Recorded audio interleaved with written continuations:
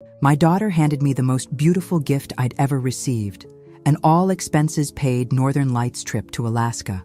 But when I came home early from my pre-trip doctor's appointment, I overheard her on the phone saying, "The guide will make it look like an accident.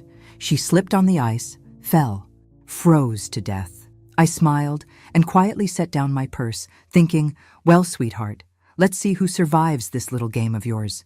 Where are you watching from today? Drop your location in the comments below and hit that like and subscribe button." My name is Eleanor Morrison, and at 68 years old, I thought I'd seen enough of life's surprises. I was wrong. Standing in my own hallway, listening to my only child plot my murder, I realized that sometimes the people who claim to love you most are the ones planning your funeral. Let me tell you how I got here, because this story didn't start with Catherine's phone call. It started 3 weeks ago when she showed up at my Boston brownstone with tears in her eyes and what I thought was the most generous gift any daughter could give her aging mother. "Mom, you've been so sad since Dad died," she'd said, wrapping her arms around me in the living room where I'd raised her. "I know how much you miss him, how lonely you've been. Marcus and I want to do something special for you." Marcus Blake, her husband of 20 years, stood behind her, nodding with that practiced sincerity he'd perfected as a corporate lawyer. Their 2 children, Sophie and Ryan, flanked them like a picture-perfect family unit. "We've booked you the Northern Lights adventure you always talked about," Catherine continued, producing a glossy brochure. "Remember how you and Dad used to say you'd go to Alaska someday? Well, now you can. Everything's paid for. Flights, hotel, guided tours, the works." I'd been speechless. The trip cost more than my entire year's grocery budget. But looking at their hopeful faces, especially my grandchildren's excitement, I couldn't help but feel overwhelmed with gratitude. 7 days and 6 nights in Fairbanks, Marcus added. The guide is supposed to be the best in the business, Thomas Mackenzie, 20 years of experience. What I didn't know then was that Thomas Mackenzie had gambling debts that made him willing to do things that had nothing to do with Aurora viewing. But standing in my hallway today, 3 weeks later, listening to Catherine discuss the details of my accident with someone on the phone, I finally understood. The gift wasn't generosity. It was a death sentence wrapped in a bow. "The insurance money will cover everything," she was saying, her voice carrying from the kitchen where she thought she had privacy. $2 million from the life insurance, plus we can sell the house immediately. Marcus says the market's perfect. $2 million. That's what my life was worth to my daughter. I remained frozen in the hallway, my mind racing. Catherine didn't know I'd returned early from Dr. Peterson's office. She thought I was still sitting in a waiting room, discussing my blood pressure medication. Instead, I was listening to her plan my death with the clinical precision of someone discussing a business transaction. "Mom's always been clumsy," she continued. "Everyone knows that. She fell down those stairs last year. Remember? And she's been so scattered since Dad died. It'll be completely believable." My late husband Robert would have been horrified. He'd adored Catherine, defended her through every rebellious phase, every poor decision. But Robert had been gone for 2 years, and apparently that was long enough for our daughter to transform into someone I didn't recognize. The phone call ended, and I heard her footsteps approaching. I quickly slipped out the front door, closing it as quietly as possible, then made a show of returning with my keys jingling. "Mom, is that you?" Catherine called from the kitchen. "Just getting back from the doctor," I called out cheerfully. Traffic was terrible. She appeared in the doorway, smiling that same loving smile she'd worn since childhood. Looking at her now, I marveled at how perfectly she concealed her true intentions. If I hadn't heard that phone call, I would have continued believing in her devotion right up until I froze to death on an Alaskan mountainside. "How did the appointment go?" she asked, with what sounded like genuine concern.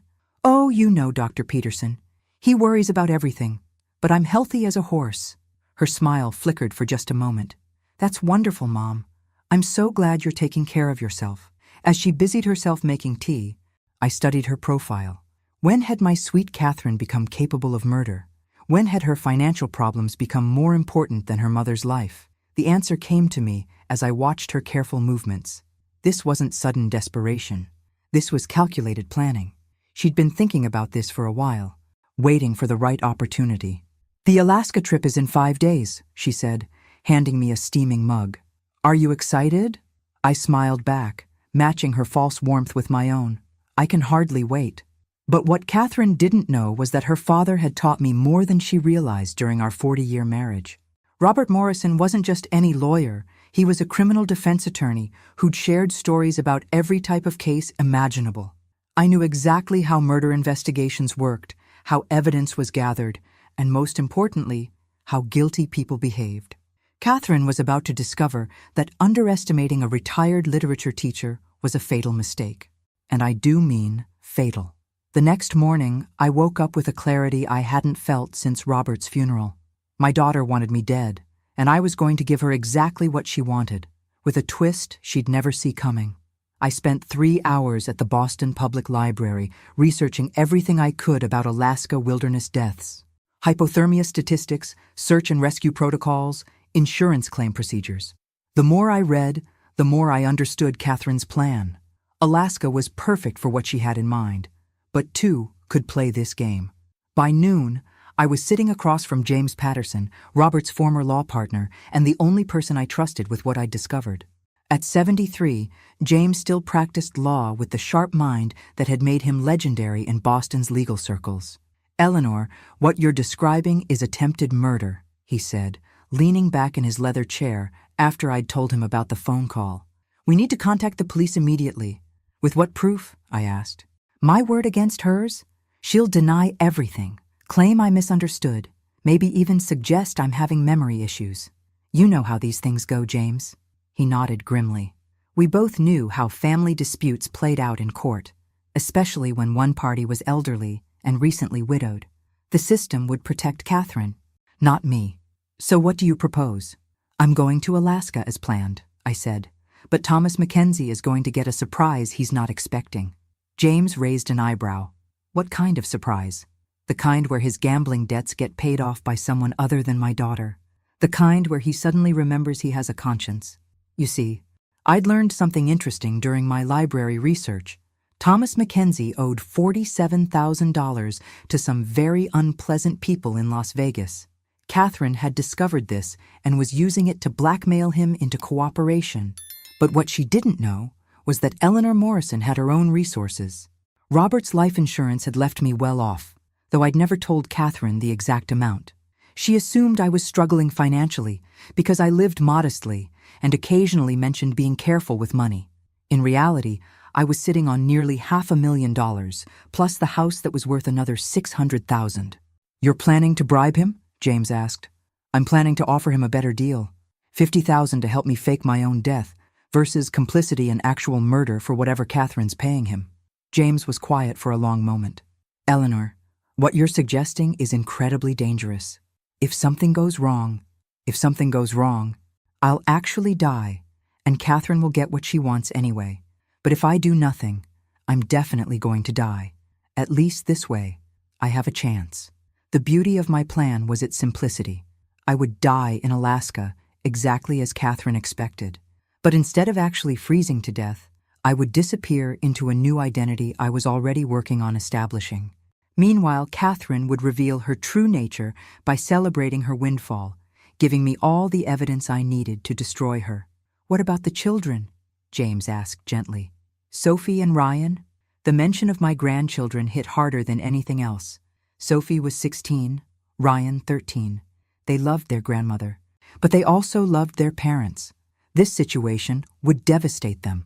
"They'll be better off knowing the truth about their mother than living with a murderer," I said, though saying it aloud made my heart break a little. James spent the next hour trying to talk me out of the plan. He suggested private investigators, wire recordings, even confronting Catherine directly. But I'd made up my mind. Catherine had shown me who she really was. Now I was going to show her what happens when you underestimate someone who's lived longer, learned more, and has nothing left to lose. That evening, I called Catherine to confirm the trip details. "I'm so excited, sweetheart," I told her. "I've been reading about the Northern Lights. Did you know the best viewing is between 10 p.m. and 2 a.m.? "That's wonderful, Mom. Thomas will take you to all the best spots." "I'm sure he will. You picked such a thoughtful gift." After I hung up, I sat in Robert's old study, surrounded by his law books and case files. Somewhere in this room was the inspiration for what I was about to do. Robert had once defended a woman who'd faked her own death to escape an abusive husband. The case had fascinated him because of its complex legal implications. The woman had been caught eventually, but only because she'd made contact with family members too soon. She'd gotten sentimental, reached out to her sister, and the sister had accidentally revealed she was alive. I wouldn't make that mistake. I opened my laptop and began researching private investigators in Alaska. I needed someone who could document Catherine's behavior after my supposed death. Someone who could gather evidence of her celebrating, spending the insurance money, maybe even bragging about how clever she'd been. By midnight, I had a plan. By the end of the week, Catherine Morrison Blake would learn that her mother was far more dangerous than she'd ever imagined. The irony wasn't lost on me. My daughter had given me the perfect gift after all, the gift of knowing exactly who she really was. 3 days before my departure, Catherine insisted on helping me pack. She arrived at my house with shopping bags full of essentials for Alaska: thermal underwear, wool socks, hand warmers, and a beautiful new parka that cost more than my monthly Social Security check. "We want you to be comfortable," she said, carefully folding each item into my suitcase. "Alaska can be dangerous if you're not properly prepared." I watched her gentle ministrations with fascination. She was packing my funeral clothes with the same care she'd once used to pack my birthday presents. The woman could have won Academy Awards. "This trip means so much to me," I told her honestly. It did mean something, just not what she thought. "I know it does, Mom. That's why we wanted to make it perfect." Perfect. That was one word for it. The next morning, I made 2 crucial phone calls. The first was to a private investigator in Anchorage named Sarah Coleman. I'd found her through an online search for investigators specializing in insurance fraud. Her credentials were impressive, and her rates were reasonable. "Mrs. Morrison, what you're asking for is highly unusual," Sarah said, after I'd explained what I needed. "I understand that. But can you do it? Document someone's behavior after they believe a family member has died?" "Yes, I can do that. But I have to ask, why not just report your suspicions to the police? Because suspicions aren't proof. I need evidence that will hold up in court. This could take weeks or even months to gather sufficient evidence."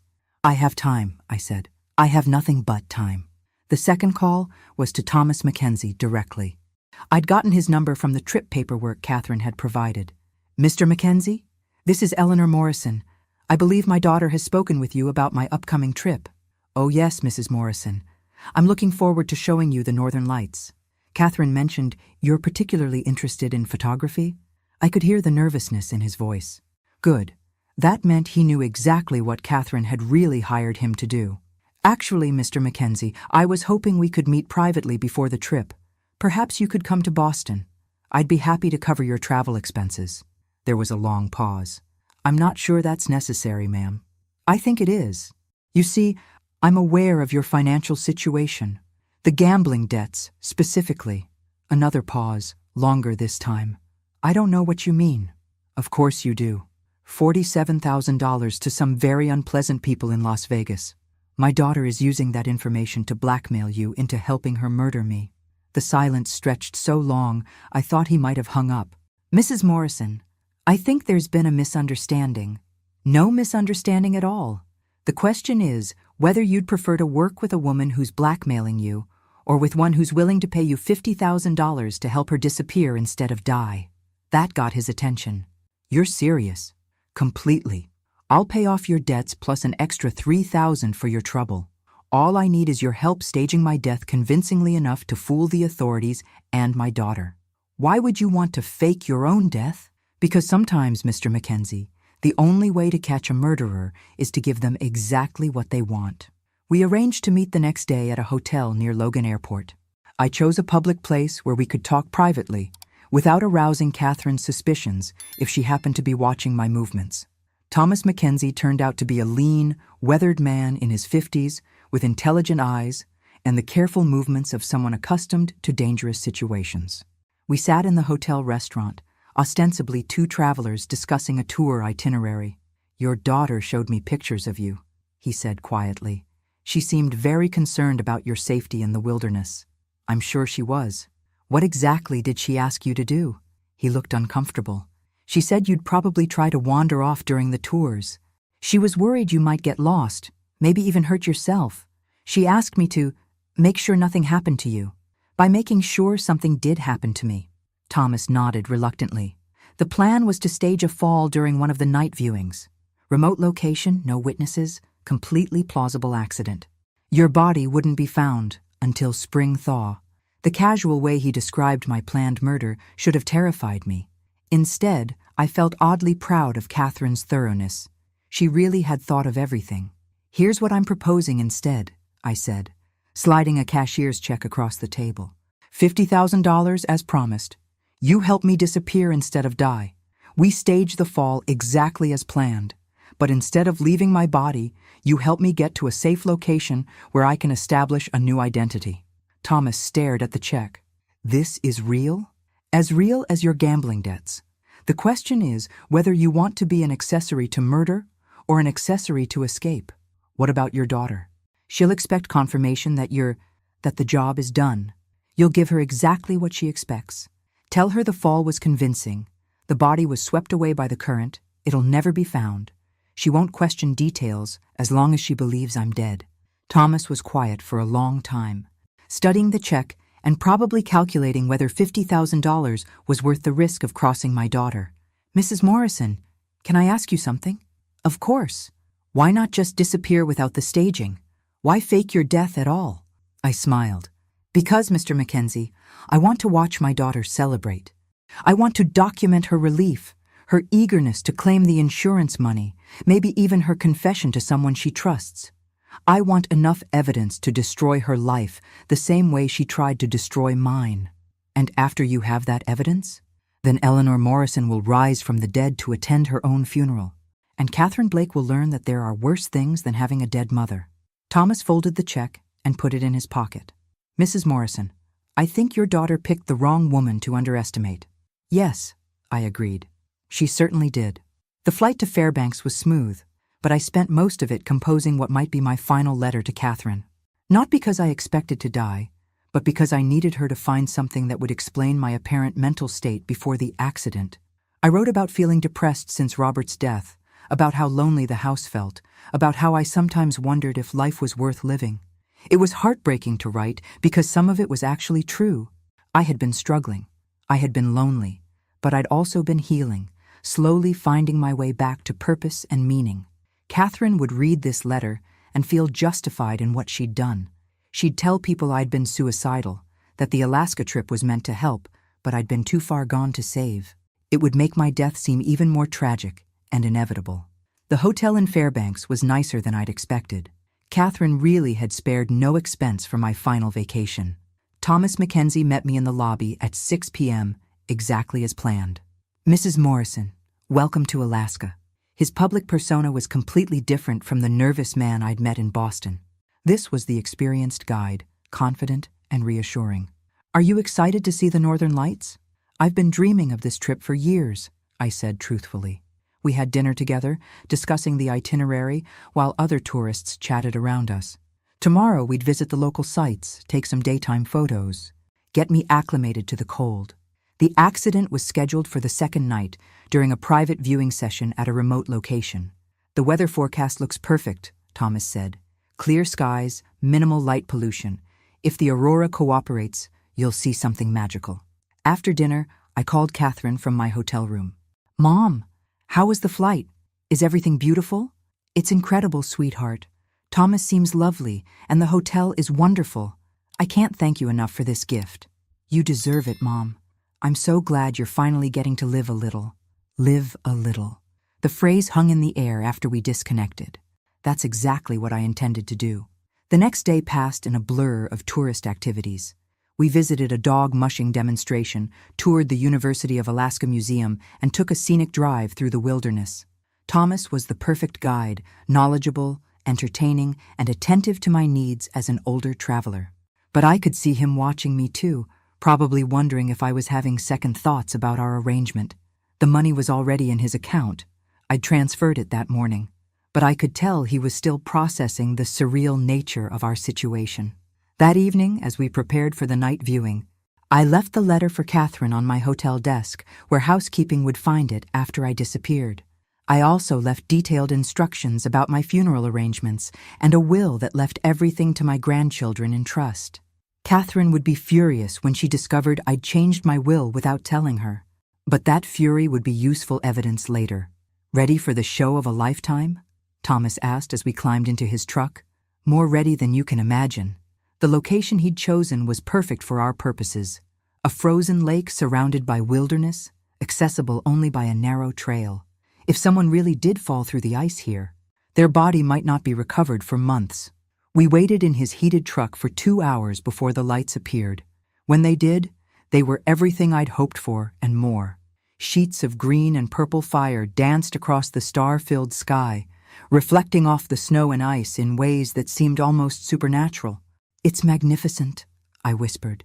"It really is," Thomas agreed. "Makes you understand why people risk everything to see this." At 11:47 p.m., we put our plan into action. I climbed out of the truck with my camera, pretending to search for the perfect angle. Thomas followed, carrying additional equipment. To any observer, we would have looked like guide and client engaged in normal aurora photography. "The ice looks solid here," I called out, moving toward the lake's edge. "Be careful, Mrs. Morrison. These edges can be deceptive." What happened next was choreographed with theatrical precision. I pretended to slip on the icy ground, windmilling my arms dramatically before falling toward the lake. Thomas lunged forward as if trying to catch me, shouting my name with convincing panic. But instead of hitting the water, I rolled behind a cluster of snow-covered boulders where Thomas had previously hidden a survival pack, complete with warm clothes, emergency beacon, and coordinates for our real destination. For the next hour, Thomas played his part perfectly. He called for help on his radio, reporting a terrible accident. He threw my parka and gloves into the water to create evidence of my fall. He even managed to sound genuinely distressed when he described the incident to the emergency responders. While he handled the official response, I changed into warmer clothes and activated a GPS device that would lead me to a hunting cabin Thomas had arranged, 6 miles deeper into the wilderness. The cabin was stocked with supplies for 2 weeks. I had satellite internet, a secure phone, and everything I needed to monitor the aftermath of my death from safety. By dawn, Eleanor Morrison was officially missing and presumed dead in the Alaskan wilderness. And in Boston, my loving daughter was about to receive the phone call she'd been waiting for. Catherine's reaction to news of my death was even more perfect than I'd hoped. Sarah Coleman, the private investigator I'd hired, called me at the cabin 12 hours after Thomas reported the accident. "Your daughter received the call at 6:23 a.m. Eastern Time," Sarah reported. "I was positioned across the street from her house when the call came in. I recorded her initial reaction through the window. What did you see?" She answered the phone in her pajamas, listened for about 30 seconds, then hung up and immediately called her husband. Marcus came downstairs, and they had what appeared to be an intense but quiet conversation. Then she did something very interesting. "What?" She smiled.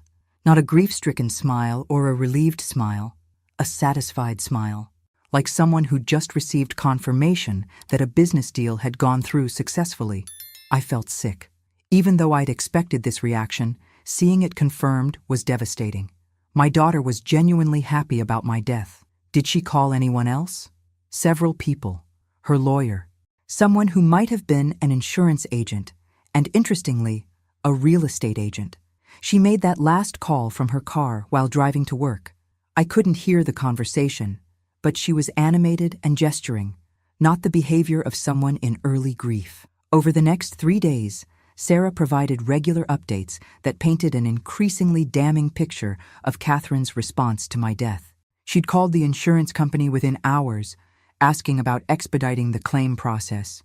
She'd contacted a real estate agent about listing my house, claiming she needed to settle the estate quickly. Most damning of all, she'd made dinner reservations for 4 at Boston's most expensive restaurant, a celebration dinner with Marcus and the children.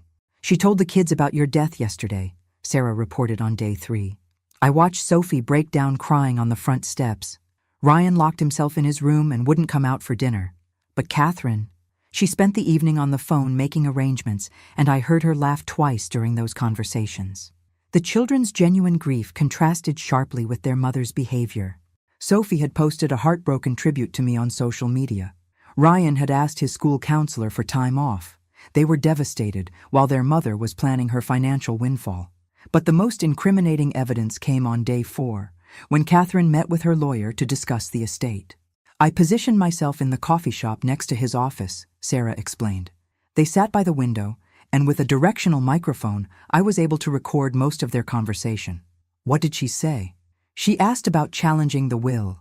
Apparently, you left everything to the grandchildren in trust, with Catherine as trustee, but limited access to the funds. She was furious about that limitation and wanted to know if she could break the trust. What did the lawyer tell her? That it would be difficult and expensive, but potentially possible if she could demonstrate that you weren't mentally competent when you updated the will. She asked specifically about using your letter as evidence of mental instability. My letter, the one where I'd written about feeling depressed and questioning whether life was worth living. Catherine was planning to use my own words to steal from her children. But here's the interesting part, Sarah continued. She also mentioned something about a guide in Alaska who could confirm her mental state if necessary. She said she'd paid him well to pay attention to the details.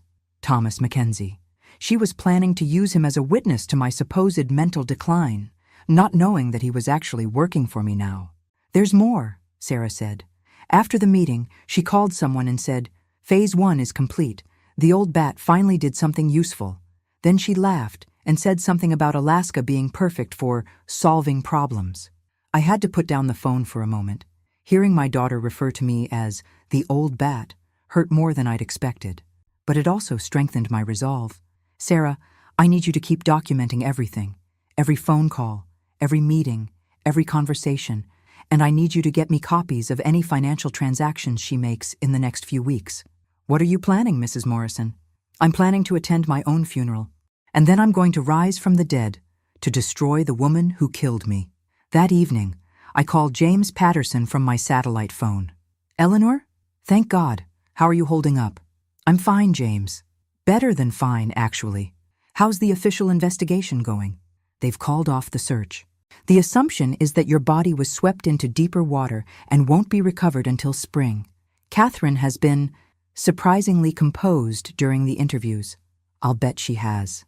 James, I need you to do something for me. Anything. I need you to schedule a reading of my will for next week. Tell Catherine it's standard procedure, but make sure you record the entire session. I want to see her reaction when she learns the full terms of the trust.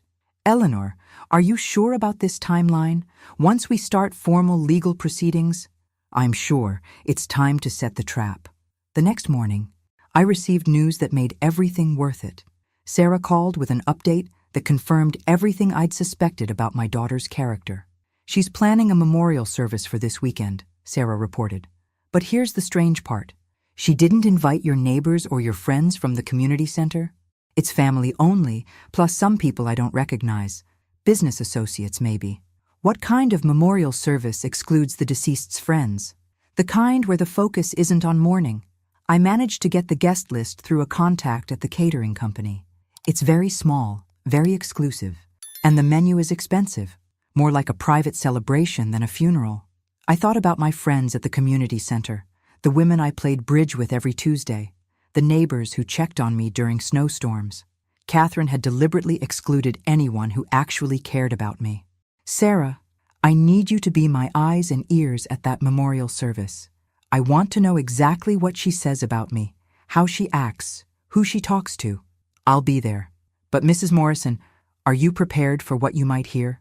I looked out the cabin window at the vast Alaskan wilderness, thinking about the daughter I'd raised and the woman she'd become. I've been preparing for this my whole life, I said. I just didn't know it until now. The memorial service was exactly what I'd expected, and worse. Sarah's recording equipment captured every damning moment, and what I heard made my blood run cold. Mom was never the same after Dad died, Catherine told the small gathering. She became increasingly paranoid, convinced that people were trying to take advantage of her financially. She'd changed her will multiple times in the last year, never satisfied with any arrangement. Lies. Complete fabrication designed to lay groundwork for challenging my mental competency. The Alaska trip was actually my attempt to help her reconnect with life, she continued, dabbing at dry eyes with a tissue.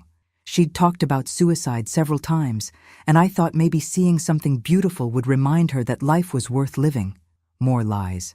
I'd never mentioned suicide to Catherine, never expressed anything but normal grief over losing Robert. But the most horrifying moment came when Marcus stood to speak. Eleanor was a complicated woman in her final years, he said. The financial decisions she made toward the end weren't always rational. We tried to intervene, tried to help her see reason, but she was very stubborn about maintaining control. Sarah's microphone caught Catherine nodding emphatically, adding, "She actually accused me of wanting her dead. Can you imagine? I was trying to help her, and she thought I was plotting against her." The irony was breathtaking. She was describing exactly what she'd been doing while presenting it as evidence of my mental decline. The funeral ended with Catherine announcing that she would be challenging my will to protect the children's interests and ensure that my irrational final decisions didn't harm the family financially. 20 people attended my memorial service. 20 people who listened to my daughter systematically destroy my reputation to justify stealing from my grandchildren. That evening, I called Thomas Mackenzie for an update on his end of the charade. "The authorities are satisfied with my report," he said. "I told them you'd seemed disoriented during the tour, complained about feeling dizzy, mentioned that life didn't hold much meaning anymore. They've classified it as an accidental death with possible suicidal ideation." "Perfect. And Catherine?" "She called me yesterday. Wanted to confirm details about your mental state. Just like you predicted. She's paying me an additional $5,000 to be available as a witness if needed." "Did you take the money?" "Of course. But I also recorded the conversation. She was very explicit about what she wanted me to say in court. Everything was proceeding exactly according to plan." Catherine was building her case against my competency, unaware that every lie she told was being documented. But the hardest part was still ahead, watching my grandchildren grieve while their mother celebrated. Sarah sent me video footage of Sophie crying in her bedroom, looking at old photos of us together. She sent pictures of Ryan wearing the sweater I'd knitted him for Christmas, sitting alone in the backyard where we used to plant vegetables together. They were genuinely devastated by my death, while the person who should have been comforting them was busy with lawyers and financial planners. On day 7 of my official death, Catherine made the mistake I'd been waiting for. She called her sister, Sarah reported, Lisa, who lives in California.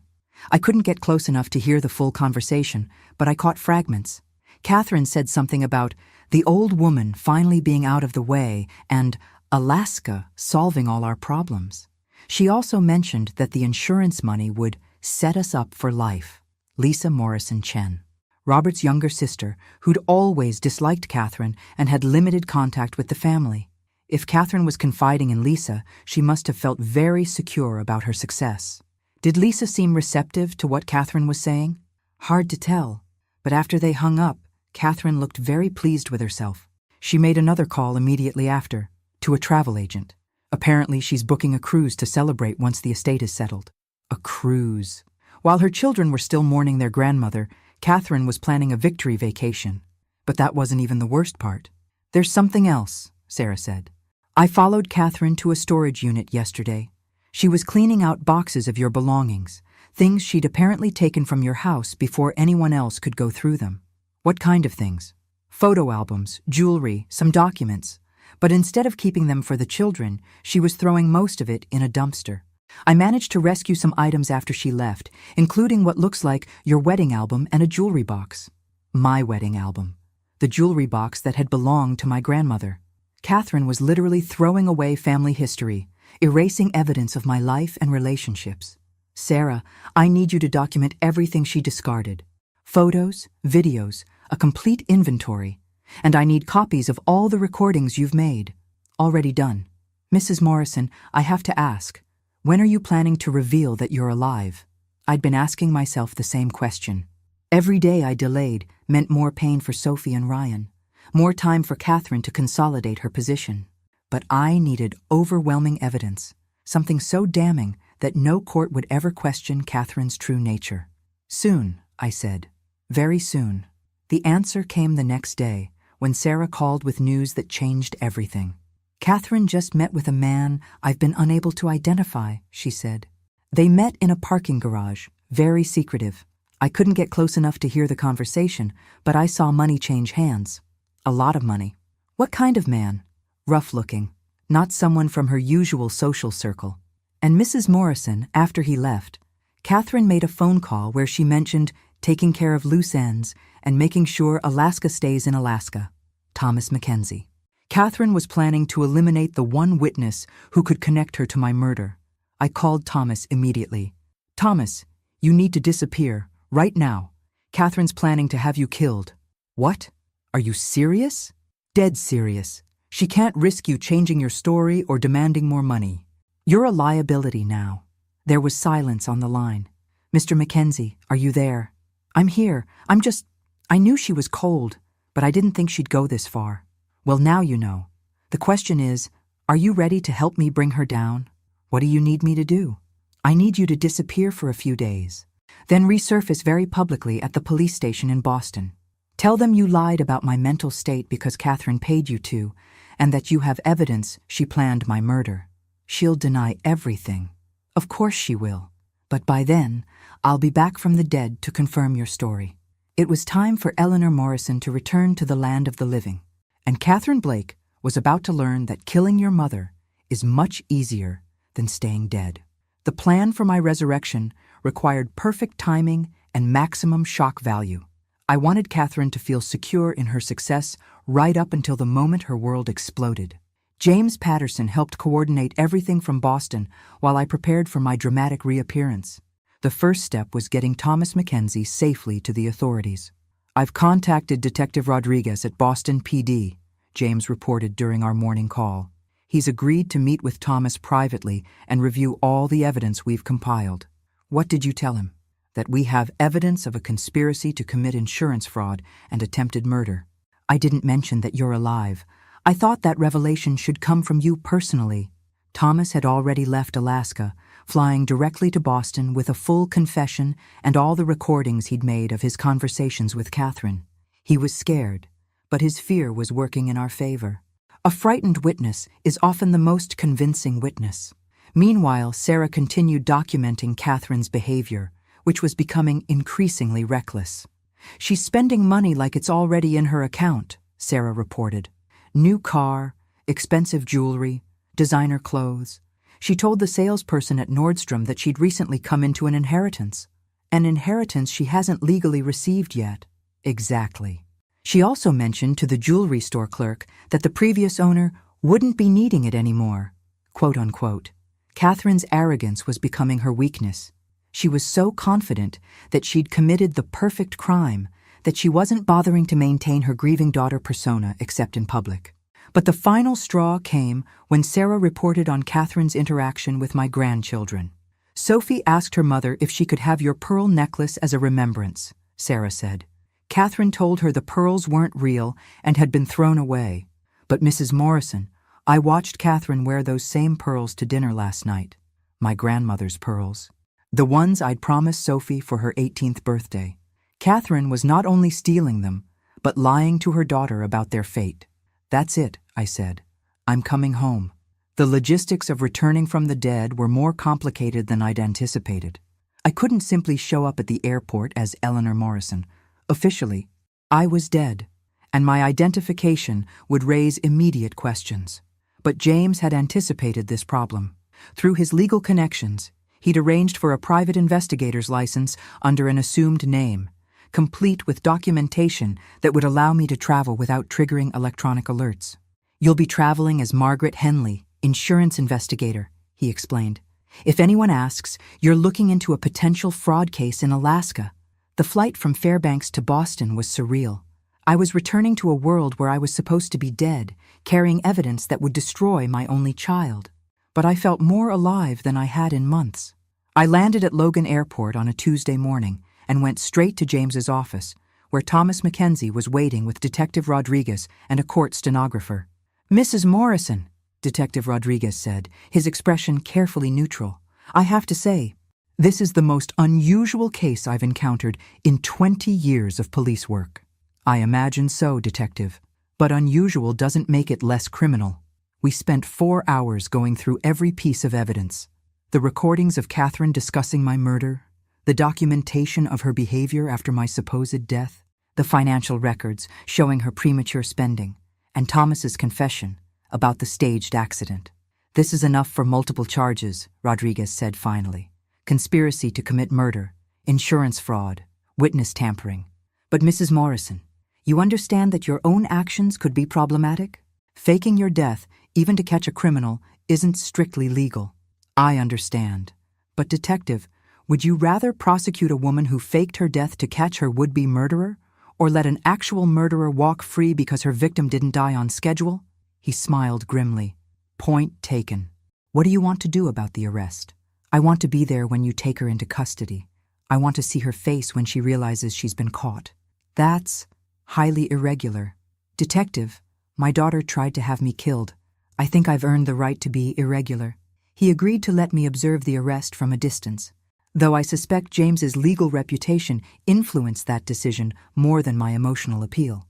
That evening, I checked into a hotel under my assumed name and called Sarah Coleman for a final update on Catherine's activities. "She's having dinner with Marcus at Bistro du Midi," Sarah reported. "They're celebrating something. I heard her tell the waiter it was an early anniversary dinner, but their anniversary isn't until October." "What else?" "She's been making inquiries about private schools for the children. Expensive ones. Sophie has no idea. She thinks she's going to finish high school at her current school. Catherine was already reorganizing her children's lives around money she'd stolen from them. The depth of her betrayal was staggering. Sarah, after tomorrow, your job will be done. I can't thank you enough for everything you've documented. Mrs. Morrison, can I ask you something?" "Of course. How does it feel, knowing what you know about your daughter?" I considered the question. How did it feel to discover that the child you'd raised, loved unconditionally, and sacrificed for, was capable of murder? "It feels like grieving someone who's still alive," I said finally. "The Catherine I thought I knew never existed. I've been mourning a fiction." The next morning, Detective Rodriguez called with the arrest plan. "We're taking her into custody at 11 a.m. when she leaves her yoga class. Public place? Witnesses? Minimal chance for violence or escape. I'll be watching from the coffee shop across the street. Mrs. Morrison, are you prepared for this? Seeing your daughter arrested for trying to kill you?"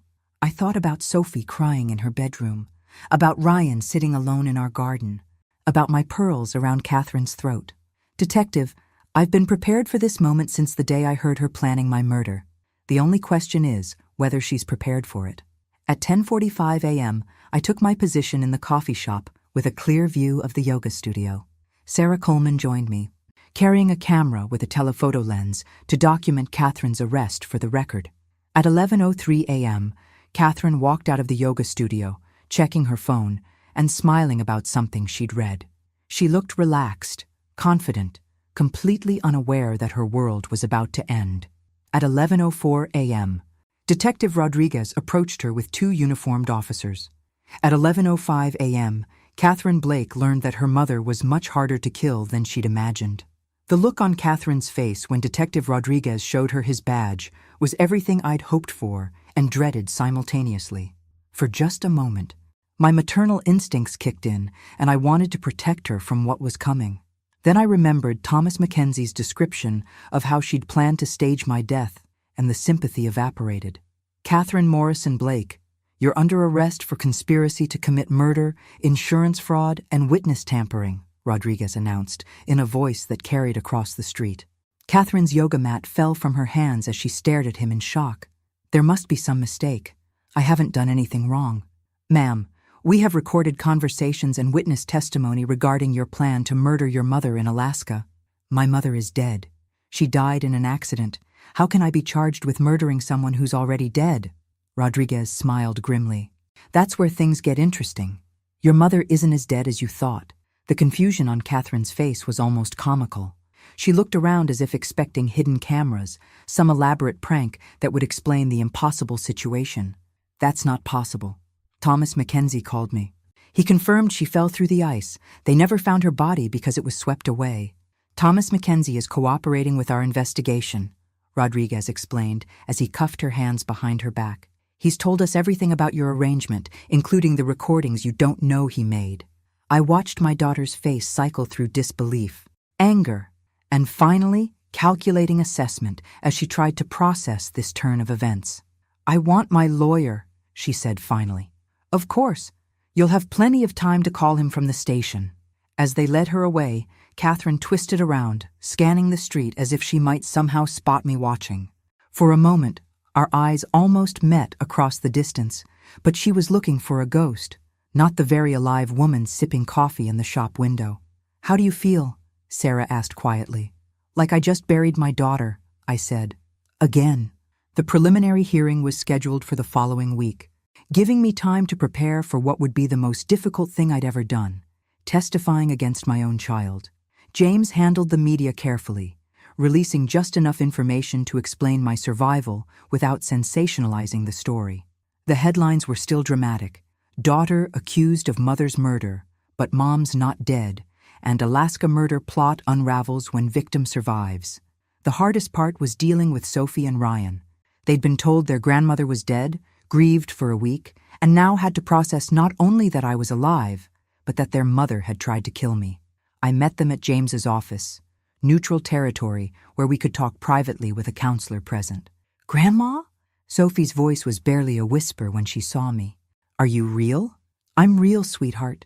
I'm so sorry you had to go through thinking I was dead." She launched herself into my arms, sobbing with a mixture of relief and confusion. Ryan held back, his 13-year-old mind struggling to make sense of the situation. "Mom said you fell in Alaska," he said finally. "She showed us pictures of the lake where you died." "I did fall in that lake, Ryan, but I didn't die. Your mother paid someone to make it look like an accident, but I figured out what she was planning and arranged to survive instead." "So Mom tried to kill you?" Sophie asked, pulling back to look at me. "Yes, sweetheart, she did." "Why?" The question every child asks when their world stops making sense. Why did this happen? Why would someone we love hurt us? Why isn't the world safe and predictable like we thought? "I think your mother has some serious problems with money and making good decisions," I said carefully. "She convinced herself that she needed my life insurance money more than she needed me alive." Ryan was quiet for a long time. Finally, he asked, "What happens to us now?" It was the question I'd been dreading. Marcus would likely be charged as an accessory, meaning both parents could face prison time. The children would need somewhere to live, someone to care for them. "You'll live with me," I said, "if that's what you want. Your house, your schools, your friends, everything can stay the same. The only thing that changes is that I'll be taking care of you instead of your parents." "What about Mom?" Sophie asked. "Will she go to jail?" "That depends on what a judge and jury decide. But Sophie, honey, even if she doesn't go to jail, she can't take care of you right now. She needs help with her problems, and that might take a long time." The next week passed in a blur of legal meetings, psychiatric evaluations, and media interviews. Catherine's lawyer tried to argue that she'd suffered a mental breakdown following her father's death, that the murder plot was the result of temporary insanity brought on by grief and financial stress. But the recordings Thomas had made painted a different picture. Catherine hadn't sounded insane or grief-stricken when she discussed my death. She'd sounded calculating and pleased with her cleverness. The insurance company immediately froze any claims and began their own investigation. The real estate agent who'd helped Catherine list my house received a cease and desist order. Every financial move Catherine had made, based on my supposed death, was being reversed. But the most damning evidence came from an unexpected source. "Detective Rodriguez called this morning," James told me. "Catherine's sister Lisa has come forward. Apparently, Catherine called her several times over the past months, discussing her financial problems and mentioning that she wished you would die so she could inherit." Lisa Morrison Chen, the sister-in-law who'd never liked Catherine but had stayed neutral for family peace. Apparently, Catherine's post-death phone call about solving problems had finally convinced Lisa to speak up. What exactly did Lisa tell them? That Catherine had specifically mentioned Alaska as a perfect place for accidents, and had asked Lisa hypothetical questions about life insurance payouts and how long probate takes for accidental deaths. Catherine had been planning this for months, possibly even before she'd given me the trip. The gift that had seemed so generous was actually a carefully laid trap. The preliminary hearing was a media circus, I testified for 2 hours, describing the phone call I'd overheard, my decision to fake my death, and Catherine's behavior afterward. The recordings were played for the judge, including Catherine's celebration dinner reservations and her conversation with Thomas about ensuring my mental instability was well documented. Catherine sat at the defendant's table, looking nothing like the confident woman who'd planned my murder. She'd lost weight, her hair was unkempt, and she kept glancing around the courtroom as if expecting someone to rescue her from this nightmare. When our eyes met, I saw something I'd never seen before in my daughter's face. Genuine fear. Not fear of punishment, but fear that she'd finally been seen for who she really was. The judge ordered Catherine held without bail pending trial, citing both flight risk and the severity of the charges. As she was led away in handcuffs, Catherine turned back to look at me one more time. "I'm sorry, Mom," she called out. "I never meant for things to go this far." I wanted to respond, to say something motherly and forgiving. Instead, I remained silent. Some apologies come too late to matter. 3 months later, I sat in the courtroom watching my daughter's murder trial with the strange detachment of someone observing a car accident in slow motion. Catherine looked smaller somehow, diminished by the orange jumpsuit and the weight of what she'd done. The prosecution's case was overwhelming. Thomas Mackenzie testified for 6 hours about Catherine's recruitment of him, the detailed planning sessions, and her explicit instructions about making my death look accidental. The recordings were played again, including the damning conversation where Catherine discussed the insurance money solving all their problems. But the most devastating testimony came from Marcus Blake. Catherine's husband had been offered a plea deal in exchange for his cooperation. Facing his own potential prison time, Marcus revealed details about their marriage that painted Catherine in an even darker light. Catherine had been talking about her mother's death as an inevitability for over a year, Marcus testified. She'd made comments about how Eleanor was getting older, how she couldn't live forever, how much easier things would be when she was gone. "Did your wife ever specifically mention hastening that inevitability?" the prosecutor asked. "Yes. About 6 months ago, she suggested that we should encourage Eleanor to travel more, maybe visit some dangerous places. She specifically mentioned Alaska as somewhere accidents could happen naturally." I watched Catherine's face as her husband destroyed her defense. She looked betrayed, as if Marcus's honesty was somehow worse than her own crimes. But the prosecution wasn't done. "Mr. Blake, can you tell the court about the life insurance policies your wife took out on her mother?" My blood ran cold. Life insurance policies, plural? Catherine took out 3 separate policies on Eleanor's life over the past 2 years, Marcus continued. She forged Eleanor's signature on the applications and paid the premiums from our joint account. What was the total death benefit from these policies?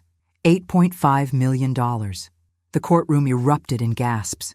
I felt the air leave my lungs. $8.5 million. Catherine hadn't just been planning to kill me for my existing life insurance. She'd been systematically increasing the payout for months. "Were you aware your wife was forging your mother-in-law's signature?" I knew she was handling Eleanor's insurance matters, but I didn't ask for details. Catherine said Eleanor had requested help with her financial planning. Another lie. Catherine had never discussed insurance with me, never asked to help with financial planning. She'd been secretly turning my life into a lottery ticket. The defense attorney tried to salvage the case by portraying Catherine as a woman driven to desperate acts by financial pressure and her father's recent death. They brought in psychiatrists who testified about grief-induced temporary insanity and stressed that Catherine had ultimately not succeeded in killing anyone. But the fraud charges alone were enough to destroy their argument. You don't forge multiple insurance policies during a temporary mental break. You don't recruit accomplices and plan elaborate murder scenarios while insane. Catherine's actions showed clear premeditation and rational planning. The most heartbreaking moment came when Sophie took the stand as a character witness for her mother. At 16, she was old enough to testify, but young enough to still believe in the inherent goodness of parents. She described Catherine as a loving mother who'd been overwhelmed by circumstances, who'd made a terrible mistake, but didn't deserve to lose everything. "My mom isn't a murderer," Sophie said through tears. "She's just scared and confused. She needs help, not prison." I wanted to comfort my granddaughter, to explain that some people we love are capable of things we never imagined. But she would have to learn that painful truth on her own. Catherine chose not to testify in her own defense, probably on advice from her lawyer. There was too much evidence against her, too many recorded conversations that would be impossible to explain away. The jury deliberated for 6 hours. When they returned, the forewoman stood to read the verdict with the solemnity of someone announcing a death. On the charge of conspiracy to commit murder in the first degree, we find the defendant guilty. On the charge of insurance fraud in the first degree, we find the defendant guilty. On the charge of witness tampering, we find the defendant guilty. Catherine collapsed in her chair as the verdicts continued. Marcus, watching from the gallery, put his head in his hands. Sophie sobbed silently while Ryan stared straight ahead with the blank expression of someone whose world has just shattered completely. The judge scheduled sentencing for the following month, warning that Catherine faced potentially 25 years to life, depending on how the charges were combined. As the courtroom emptied, I found myself alone with James Patterson, watching the bailiffs prepare to escort Catherine back to jail. "Eleanor," he said quietly, "how are you holding up?" I thought about the question. My daughter was going to prison for trying to murder me. My grandchildren were orphans in everything but name. My family was destroyed beyond any hope of repair. "I'm alive," I said finally. 6 months ago, Catherine was planning to make sure I wasn't. Everything else is just details. But as Catherine was led away, she turned back one more time. This time, instead of fear or anger, I saw something that looked almost like relief in her eyes. Maybe being caught was easier than living with what she'd done. Or maybe she was just relieved that she no longer had to pretend to be someone she wasn't. Either way, our relationship was over. The daughter I'd raised and loved was gone, replaced by someone I didn't recognize and couldn't forgive. The only question now was whether the woman who'd survived Catherine's murder plot could figure out how to live with the aftermath. 1 year later, I stood in the same Alaskan wilderness where I was supposed to have died, watching the northern lights dance across the sky in sheets of green and gold fire. But this time, I wasn't alone. Sophie and Ryan flanked me, bundled in parkas and warm boots, their faces turned upward in wonder at nature's most spectacular light show. "It's incredible, Grandma," Sophie whispered. "I can see why you wanted to come here." The past year had been the hardest of our lives, but also, in unexpected ways, the most healing. Catherine had been sentenced to 18 years in prison after pleading guilty to a reduced set of charges. Marcus received 5 years for his cooperation in the fraud scheme. Both children were now officially in my custody, and we'd slowly rebuilt our lives around honesty instead of secrets. "Tell us the story again," Ryan said, as we sat in Thomas Mackenzie's truck, warming our hands around thermoses of hot chocolate. "About how you figured out what Mom was planning." I told them the story dozens of times, but they needed to hear it repeatedly, trying to make sense of how their mother had become capable of murder. "I heard her on the phone," I said simply. "She thought I was still at the doctor's office, but I'd come home early. Sometimes the most important conversations are the ones people think you can't hear." Thomas Mackenzie, who'd become an unlikely friend through our shared trauma, smiled from the driver's seat. "Your grandmother is the toughest person I've ever met. She turned a murder plot into a survival strategy." "But weren't you scared?" Sophie asked. "Terrified," I admitted, "but I was more afraid of dying without making sure you two were protected. Your mother was planning to steal your inheritance along with everything else." The legal aftermath had been complex, but ultimately satisfying. All of Catherine's fraudulent insurance policies were voided. The $8.5 million she'd expected to receive was returned to the various companies she'd defrauded. Our real estate lawyer had successfully protected my actual assets, ensuring that Sophie and Ryan's college funds remained intact. More importantly, Catherine's conviction meant she would never have access to the children or their inheritance. The courts had permanently severed her parental rights, a decision that still broke my heart but was necessary for everyone's safety. "Do you think Mom will try to contact us when she gets out?" Ryan asked. It was a question they'd asked repeatedly over the past year. Catherine would be eligible for parole in 12 years, meaning she could be released when Sophie was 28 and Ryan was 25. "I don't know," I said honestly. "Prison changes people, sometimes for the better. Maybe your mother will use that time to figure out how she became someone capable of murder. Would you forgive her? Sophie asked. If she really changed? I'd been wrestling with that question for months. Forgiveness is complicated when the person who hurt you is your own child, especially when their actions continue to hurt your grandchildren every day. Forgiveness isn't about her, I said finally. It's about us. We can't let her choices poison the rest of our lives. The lights above us intensified, turning the snow-covered landscape into something magical and otherworldly. I thought about the Eleanor Morrison who'd come here a year ago, expecting to die in this wilderness. That woman had been afraid, isolated, convinced that her usefulness to her family had ended. This Eleanor Morrison was different, stronger, more aware of her own worth, surrounded by people who valued her for who she was rather than what she could provide. I have something to tell you both, I said, as we watched the aurora dance. I've been thinking about our future, about what kind of life we want to build together. Both children turned to me with the slightly worried expressions they'd developed whenever I announced major decisions.